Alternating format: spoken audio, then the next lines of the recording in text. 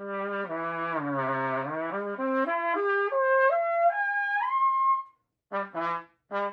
don't know what I'm playing anymore, but here's my question for you. Can you comfortably get around the entire register of the horn without making all these crazy changes or struggling with tone? If not, then this is the video for you. I could talk about this topic forever, but for the sake of this video and for the sake of results, I'm going to try to make this as simple as possible. Now, if your tone is objectively great, very consistent, and you never have struggles with it, you probably don't need this video. I can tell you through lots of experience that our primary enemy while developing our embouchure is complexity. I mean, I have spent hours and hours and hours of my life trying to figure out how to get the best perfect embouchure for me, and I promise the answer is always so much more simple than you think. So my question to you is, do you have to think about it when you bring the horn up to play? Do you have a process that you must go through, such as or setting your lips a certain way in the mouthpiece or around the mouthpiece in some way? Do you have conditions that must be met for you to produce a sound? Or does the setup before you feel like you can actually play a note take you 15 business days? If yes, and you don't feel like you sound as good as you could, do this. I think everybody has what I would personally call their natural embouchure. This is the embouchure that allows them to be the most expressive because they're not really thinking about it. It's natural to them. It allows them to sound the absolute best across any register that they play. And like the name suggests, it feels as natural to them as singing. So you might be asking, how do I do this for myself? Start by trying this. Play a low C on your horn without taking more than literally half a second to set up for the note. Something like this. And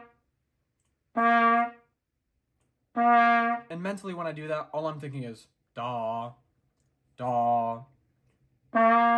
Now, if you do this correctly without overthinking everything, chances are the mouthpiece will literally just slide right into the perfect position for you. Now, there might be some movement that you have to do before you can play, such as a little lick or something like this. But this does not need to be something that you consciously do. Now, before we move on, here are some cues that will let you know that you're on the right track. You've probably heard this before, but you do not want the red of your lips to be above or below the mouthpiece. You guys are smart. I don't need to further explain that.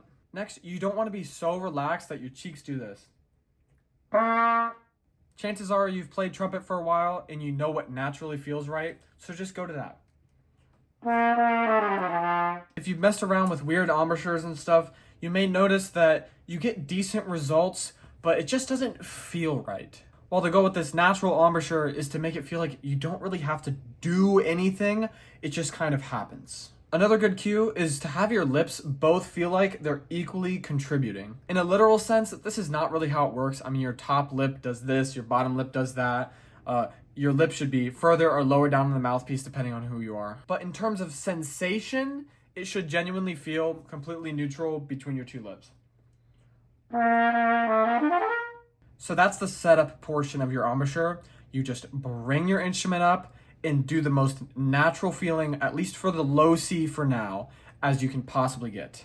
Now, how the heck do we move that to a high C? If you haven't already, go watch my video about high notes, which I'll link in the description. To quickly summarize that video, we basically want the change to come from the tension in your lips and the face and not changing the shape of it. Otherwise, the biggest thing to look out for is if the sensation inside of the cup is changing. You'll notice by default when you try and go up, your mouthpiece tries to move a little bit. If you let it go wherever you want, you're not going to keep the same sound. Don't overthink how you do it, but try and replicate the same exact sensation you get on the low C when you go up. For me, I feel like I'm vertically just keeping my lips in the same spot inside of the mouthpiece. Now, if you couldn't get the first step sounding good, I would spend most of your time on that. Just go back and forth between singing and playing that low C and find where it feels just as natural as singing. After that, just try and apply what I talked about in the high note video and keeping the sensation within the cup the exact same. And if this is something completely new to you, this might be something that gets you results pretty much instantly.